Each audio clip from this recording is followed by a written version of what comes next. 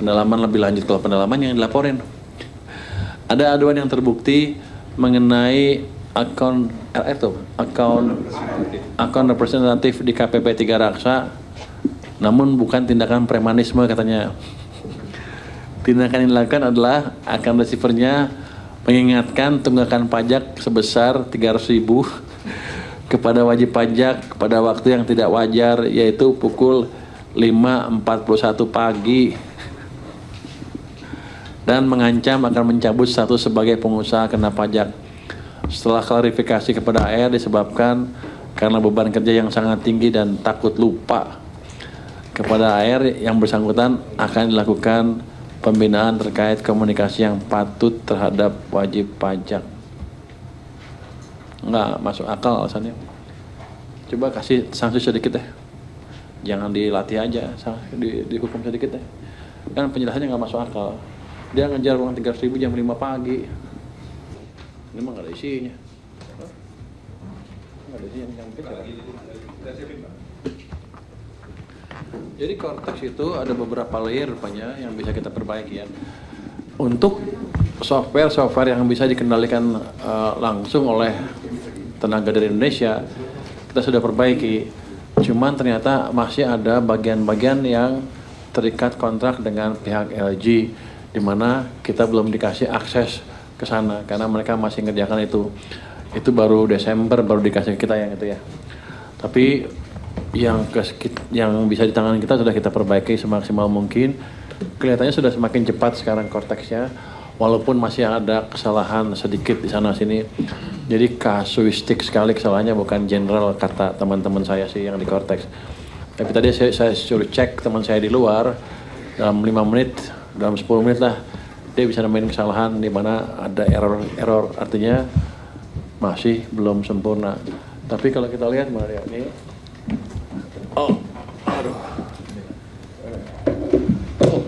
handphone lu bagus, gede lu ya. Layarnya gede nih. Kecil. Layarnya tuh punya lu.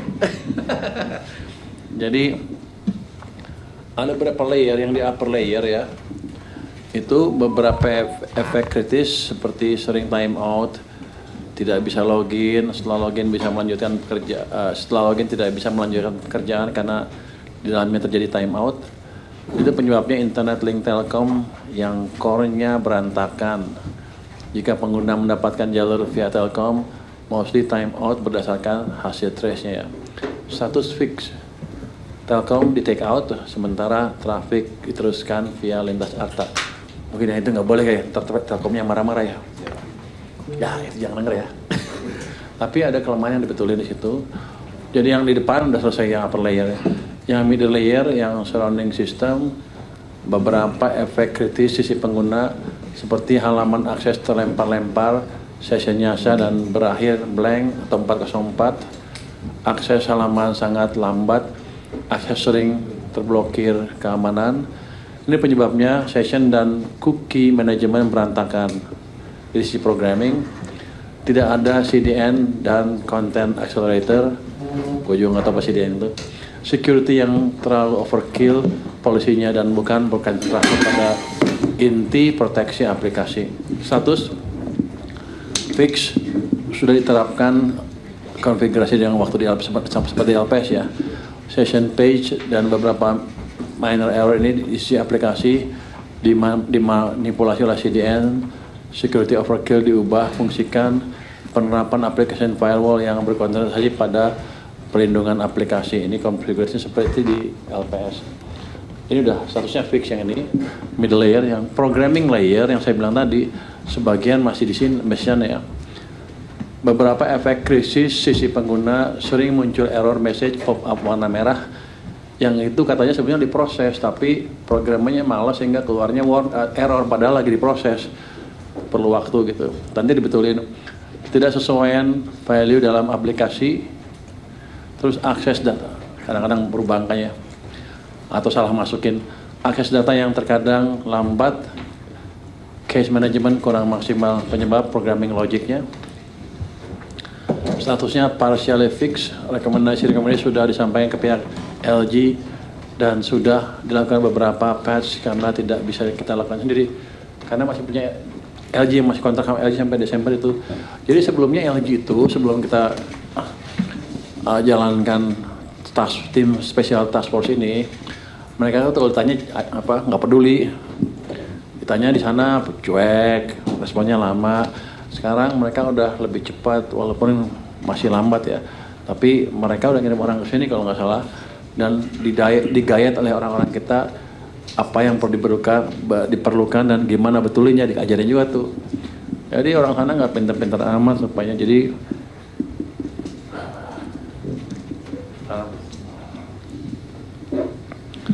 kita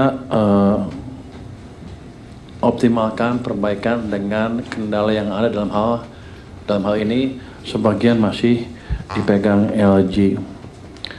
Terus yang operational layer, beberapa efek kritis sisi pengguna R500 update reference oleh internal sedang diupdate ya, lambat menampilkan data hingga processing timeout. Itu ada pengambilan data-data besar-besaran saat jam sibuk untuk keperluan internal. Penyebab manajemen operasional akan kita perbaiki. Statusnya tergantung operasional, artinya masih dipelajari lebih lanjut. Terus kalau gitu udah membaik tapi masih ada kelemahan ya. Next, apa yang udah kita perbaikin dari sisi security? Ini sekarang security-nya Cortex udah bagus sekali. Kan dulu saya bilang cyber security-nya 30 dari 100. Sekarang udah 95 plus. Jadi kalau nilai udah A plus itu security-nya. Ini cepat sekali membaiknya dalam waktu yang singkat dari D sampai E. Jadi A plus. Jadi cyber security-nya sudah bagus sekali. Kemarin kan ada data Cortex katanya dijual di luar ya. Ada yang bolong gitu. Sekarang hampir pasti udah nggak bisa lagi. Dan kita juga udah panggil hacker kita yang jago-jago, orang Indonesia ya bukan orang asing, yang jago-jago. Anda jangan ngira loh, orang Indonesia tuh hackernya jago-jago banget. Di dunia juga ditakutin rupanya. Saya panggil yang ranking dunia itu, yang jagoan. Kita bayar sih, bantuin saya. Jadi sudah dites, sudah lumayan. Performance non-transactional yang itu dari 0 sampai 100 itu dapat 95 plus, jadi sudah bagus juga performanya itu. Terus nextnya kesimpulannya tadi saya bilang tadi, dari problem kritis yang sering dialami pengguna itu sudah cukup banyak terasasi sesuai dengan target awal kita ya. Target awal anak buah saya sih, karena depan bisa diberesin, tengah bisa diberesin, begitu yang di bawah yang di LG nggak bisa. Komentarnya lucu deh, kalau begitu mereka dapat source code-nya, dilihat sama orang saya, dia bilang, wah ini programmer tingkat baru lulusan SMA. Jadi yang dikasih ke kita bukan orang jago-jagonya kelihatannya. Jadi ya Indonesia lah sering dikebulin asing. Begitu asing, wah apalagi K-pop, wah K-pop nih. Tapi di bidang programmer beda ya. K-pop di film sama dinyanyi di program beda. Jadi ya 1 bulan tidak cukup merombak keseluruhan Cortex. Wah gua salah bro. Saya bilang 1 bulan, tapi karena kendala tadi kita nggak bisa masuk karena ada kontrak. Jadi ini kan dibangun 4 tahun dengan segala macam kendala yang ada ya. Tapi saya yakin nanti begitu dikasih kita Januari Februari udah selesai itu. Januari udah selesai harusnya. Security dan infrastruktur sangat amat cukup. Tinggal dimaksimalkan pemanfaatannya. Jadi barang-barang yang kita beli itu mahal-mahal dan canggih-canggih. Cuman nggak bisa makainya kira-kira gitu ya. Ini nggak apa, ini kan kita belajar. Jadi pajak cukup serius belanja untuk Cortex ini dalam hardware-nya ya. Security terlalu overkill, mahal dan ribet, tidak banyak, tapi banyak obsolete dan tidak perlu. Dibetulin kan tadi dari yang 30 jadi 95. Non teknis ada ketergantungan pada pihak asing, nanti ke depan akan kita putus, apalagi kualitas jelek seperti itu. Jadi pada dasarnya orang Indonesia punya kemampuan dan kita akan memanfaatkan itu dengan serius ke depan. Jadi itu mungkin dari Cortex. belum sempurna, tapi udah kemajuan yang signifikan sekali. Saya yakin begitu kodenya dikasih ke kita dan kita bisa rubah sendiri, itu akan cepat diberesin. Mungkin itu saya tentang Cortex. Kalau ada pertanyaan silakan. Baik, izin. Pertanyaannya satu-satu dulu ya. Dari media Cortex. Ini kan kalau di berita ini kan anggaran untuk pembangunan Cortex ini. Ya Cortex tadi nggak ada penambahan biaya, paling nambah biaya bayar gaji staf. Itu kan saya jadikan tenaga ahli di saya, ahli IT-nya itu. Ya itu gaji biasa, yang emang ada pos pengeluarannya yang biasa, yang nggak ada istimewa kan. Yang kedua tadi apa? Timnya kita pakai tim itu diperkuat. Jadi biasanya kalau jadi saya tanya sama orang saya, itu orang jago-jago nggak? Jago-jago, semua jago, cuman nggak tahu arah kemana. Jadi orang-orang bingung lah, pinter tapi bingung. Jadi diarahkan sama teman-teman tim saya tadi yang staf ahli, tenaga ahli saya untuk ke arah yang benar, kelihatannya bisa. Cuman sebelumnya mereka nggak biasa aja. Tapi dari sisi programming, coding nggak ada masalah, katanya bagus-bagus. Jadi kita nggak akan buat tim baru, tim yang ada diperkuat. Oke, pertanyaan kedua. Jadi anggal 4 tahun saya rapiin dalam sebulan. Problemnya apa selama ini? Saya juga nggak tahu sebetulnya. Mungkin waktu kontrak tender dengan orang LG, mungkin kita silo dengan Korea. Wah ya LG nih K-pop, jadi hire lah K-pop. Mungkin saya nggak tahu tendernya seperti apa. Tapi yang jelas pada waktu deliverynya mungkin dugaan saya sih nggak dicek dengan baik, sehingga sebelum dipakai itu belum dicoba dulu. Harusnya sebelum dipakai dirilis betulan diuji coba. Kalau saya bilang even dengan perbaikan yang sekarang aja, saya punya teman lagi yang lain hacker lagi, suruh cek. Coba lu cek, katanya udah membaik. Dalam 15 menit kelihatan errornya ini. Oh, dia bilang kalau level segitu errornya sudah gagal produknya. Tapi untung produknya itu bukan yang vital, yang sampingan lah, samping yang lain-lain itu. Jadi seperti itu, sepertinya quality controlnya tidak dilakukan dengan baik pada waktu itu ya, sebelum diluncurkan. Saya nggak tahu, mungkin di sini bukan programmer kali, jadi pikirnya bukan engineer lah. Jadi pikirnya kalau itu dibuat langsung selesai, langsung bagus. Kalau saya kan walaupun ekonom, saya juga dulunya insinyur dan di lapangan, jadi saya bisa tes. Biasanya kalau insinyur desain tuh dites dulu di lab, habis itu di skala kecil, baru skala besarnya. Dari situ kita untuk deteksi kesalahan-kesalahan yang mungkin terjadi. Apalagi software itu kalau buat nggak pernah sekaligus jalan semua. Anda lihat Windows 1, 2, 3 sampai sekarang kan, Windows 11, 12 sekarang. Windows berapa? 12 ya? 11. Kenapa? Ya karena kesalahan dibetulin terus dari waktu ke waktu. Jadi pembuatan software itu seperti itu memang. Cuma harusnya pada waktu di launch sudah minimum salahnya. Itu mungkin Pak Sekjen bukan orang elektro. Saya elektro. Tahu dikit lah. Emang dulu saya bikin coding waktu mahasiswa, coding bahasa mesin dulu. Udah lupa sekarang sih. Terus gimana kenalannya dengan hacker? Hacker tuh aneh. Semakin pinter dia, semakin gak jelas sekolahnya. Nah, aneh. Jadi mereka tuh kayak artis sebetulnya. Kalau orang sekolahan mah pasti nggak bisa jadi hacker. Karena pikirnya terstruktur. Kalau dia enggak. Ini. Jadi saya ada satu orang dulu di Polhukam, jago jaringan segala macam, jago hacking. Dia dilatih di Rusia 6 bulan kali, khusus di tempat tertutup di sana. Jadi kayaknya KGB juga dia. Itu saya pakai, dia dipakai di pertahanan kan aman. Jadi saya percaya dia, saya bawa ke maritim, ke LPS, sekarang ke sini. Tapi bukan dia aja, di tempat lain juga banyak hacker-hacker yang jago. Jadi suatu saat kan saya selalu bilang LPS nggak bisa tembus. Gua pikir gua udah jago, hebat ya. Ada yang bilang, Mas, tembus Mas. Masa sih? Bisa. Coba kirim hackernya kayak sekerong, datang tuh. Mungkin 8 orang, satu grup hacker terkenal. Itu ranking internasional, ada rankingnya, rupanya dia ranking 6 internasional di dunia. Mereka biasa dipakai ngehack untuk tes Google dan lain-lain besar-besar. Ya udah, datang ke tempat saya. Gak bilang, wah dia ngomongin ini. Gue gak peduli itu. Bobol tuh punya LPS. 5 menit bobol. Jago juga nih orang. Ya udah lu sewa lah. Kan kalau kita nggak bisa ngalahinnya kita rangkul mereka dan mereka baik. Merah putih semua ya kita kasih ruang untuk bantu LPS sehingga LPS kuat banget. Sekarang nggak lama lagi mereka kita akan memperkuat sini juga. Jadi ditarik buat Bayar nggak? Bayar nggak? Tarik gimana? grup yang sama ini ditarik buat jadiin konten itu atau beda lagi? Yang sama, yang betulin ini baru sedikit yang datang loh, baru 1 yang bantu.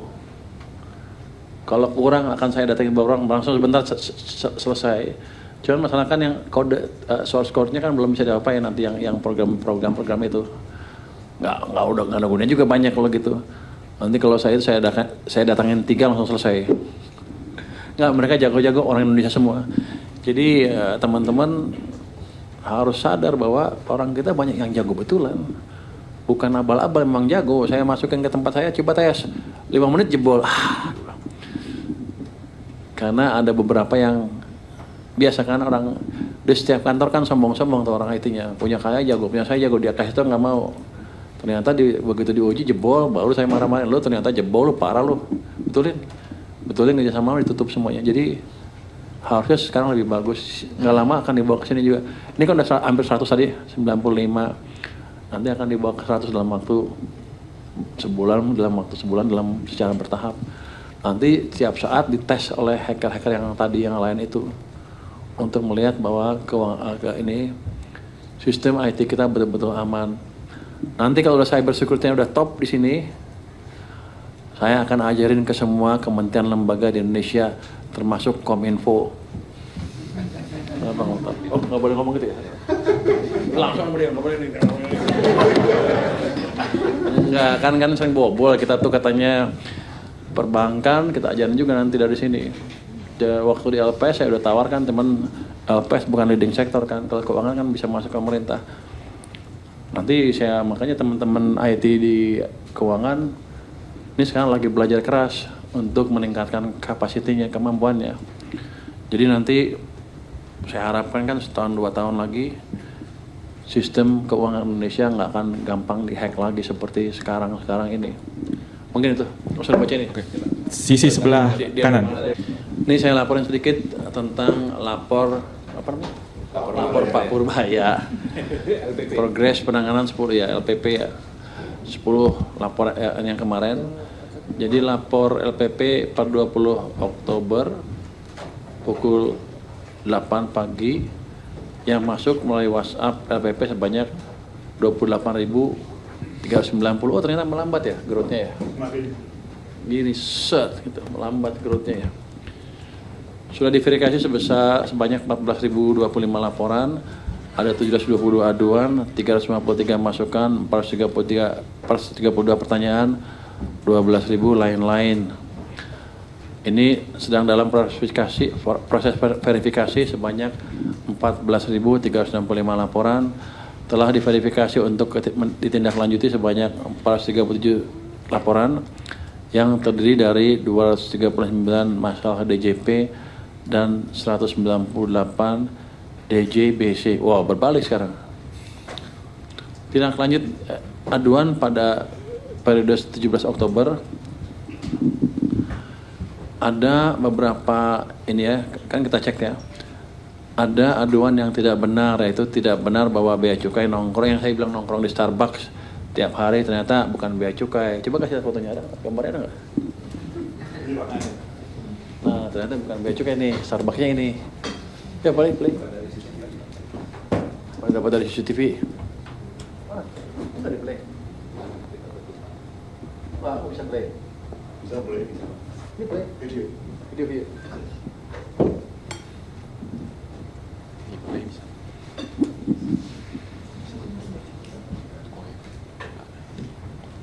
Ya ini videonya ya.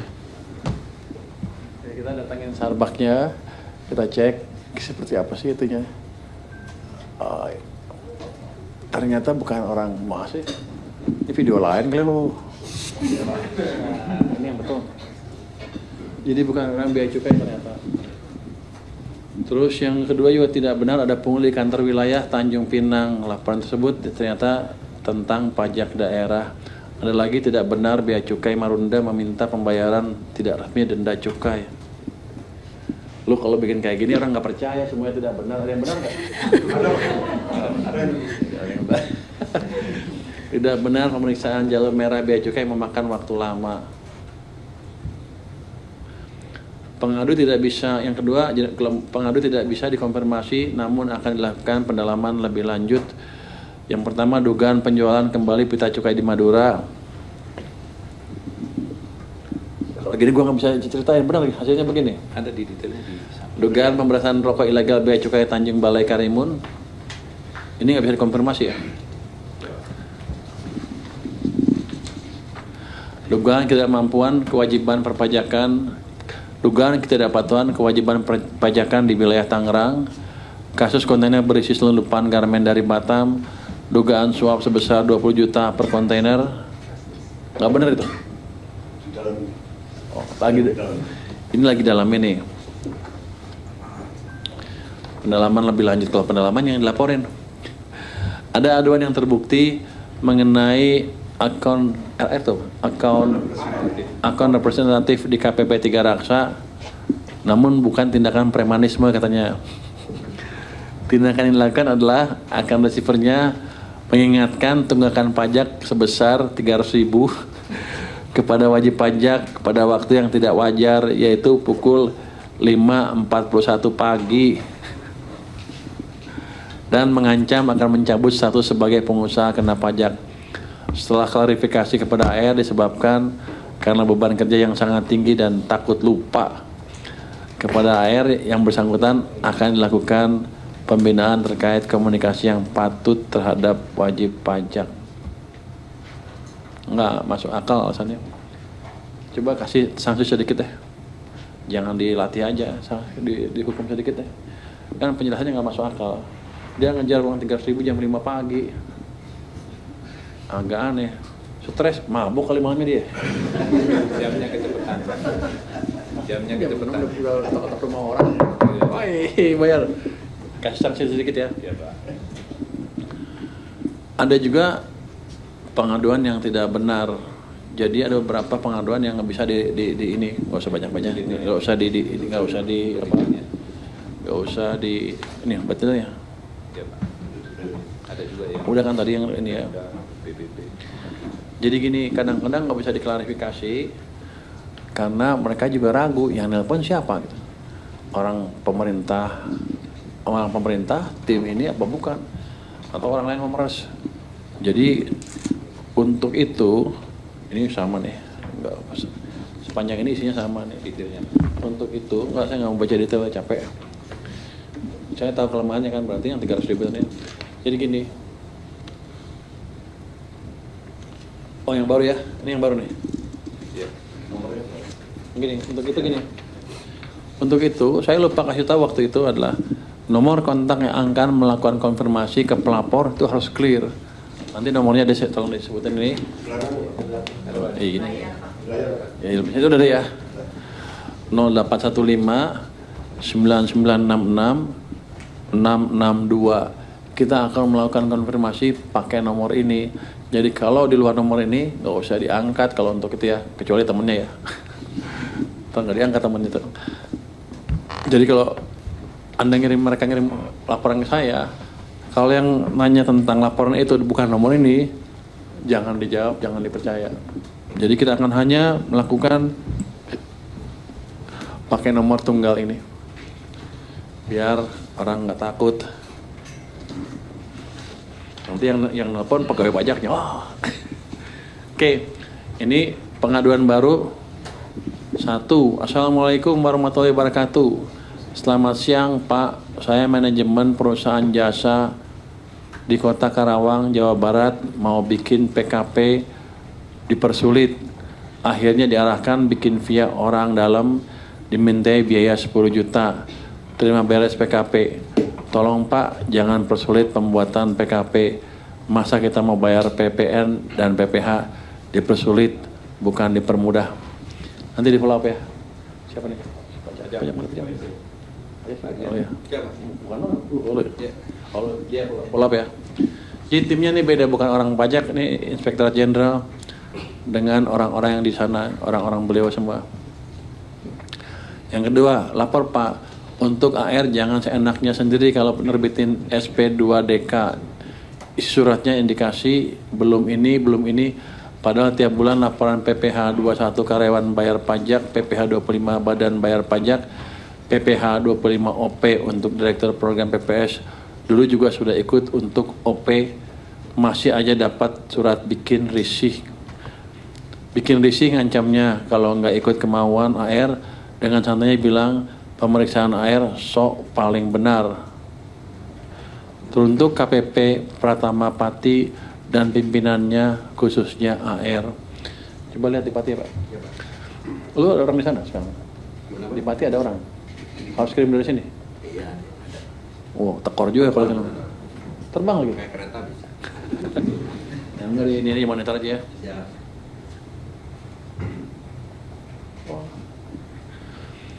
Halo Min, kalau boleh usul di Semarang ada pegawai pajak yang main kotor Min. Perusahaan saya disuruh bayar 300 juta tahun ini, tolong ditindaklanjuti. Padahal perusahaan saya taat pajak, tapi pegawai pajak tersebut bilang kami tidak taat pajak, pegawai mencari-cari kesalahan kami. Follow up ya.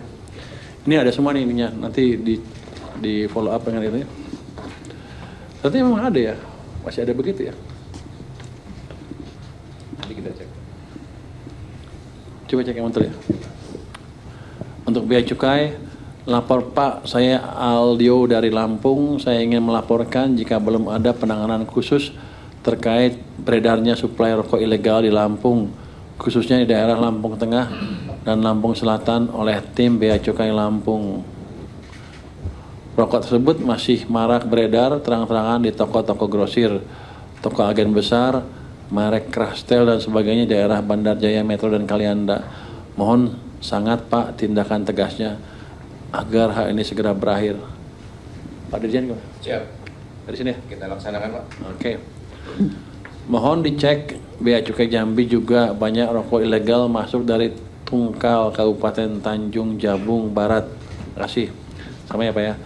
Selamat siang Bapak, daerah kami pengurusan NPP BKC untuk usaha UMKM rokok kretek begitu susah, khususnya untuk wilayah Madura. Kami mengadakan cek lokasi saja, ada yang sampai 1 tahun belum terlayani.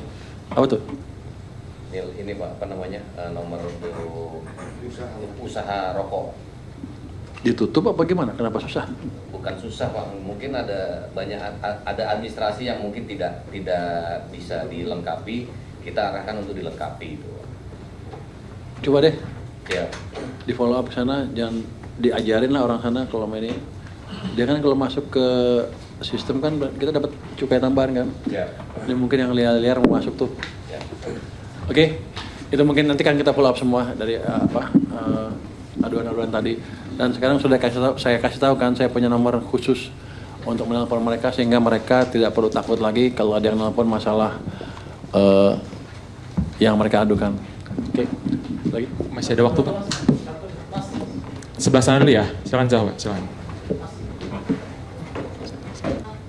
Pak, mungkin tadi terkait yang pihak Bea Cukai dan pajak itu akan menindaklanjutinya seperti apa? Jadi prinsipnya, ya, makasih Pak Menteri. Nanti prinsipnya yang menangani Inspektorat Jenderal, jadi supaya independen. Tetapi nanti pada proses pelaksana juga kita koordinasi dengan pajak dan Bea Cukai. Itu ya.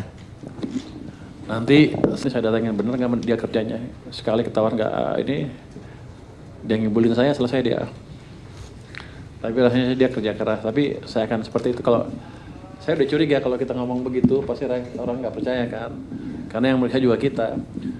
Nanti kalau itu setelah anda itu berapa puluh kasus yang anda laporkan, saya akan datangin orangnya, saya telepon sendiri. Biar kontrolnya langsung dari saya. Random, biar dia pusing. Oke, silakan sebelah kiri, Mas silakan. Bagaimana evaluasi dari penempatan dana ROST di Nara Yang 200 triliun sebagian kecuali BTN belum lapor ya berapa. Tapi yang lain sepertinya udah makin besar deh penyerapannya. Tadi saya ketemu orang Danantara, sepertinya Mandiri akan minta lagi tuh. Karena uangnya udah habis di yang 55 triliun itu, ya itu bagus ya. Karena kita lihat seperti apa ini ya, kondisi ini. Kita akan lihat terus. Begitu habis saya gelontorin lagi nanti. Terus yang masalah, jadi itu udah mendorong pertumbuhan kredit kan. Yang paling penting Anda lihat di perekonomian kelihatannya mulai bergeliat ya. Kalau retail sales BI mulai naik, angka yang terakhir ya. Ini kan belum sebulan penuh kan? Enggak, sudah selama. Ada sebulan lah ya. Uangnya kan Jumat, itu tanggal berapa? 12 ya. Sekarang udah sebulan lebih. Udah mulai gerak, tapi saya akan monitor lagi. Kalau masih kurang kita dorong lagi. Tuh. Kopdes, yang Kopdes uangnya udah saya tahu 200 triliun itu. Kalau mereka pakai uangnya udah di sistem tuh, kan masih ada sisa tuh. Kalau mau pakai bisa pakai ke sana. Pada dasarnya gini, begitu bank itu menyalurkan dalam untuk Kopdes, bunganya dari bayar saya hanya 2%, kewajiban bayar saya tinggal 2%. Ada nanti kalau kurang saya tambah lagi, sudah ada 16 triliun disiapkan di APBN dan uangnya udah siap. Tapi saya nggak mau gelontorin dulu sebelum yang itu 200 kira-kira keserap, jadi nggak ada masalah.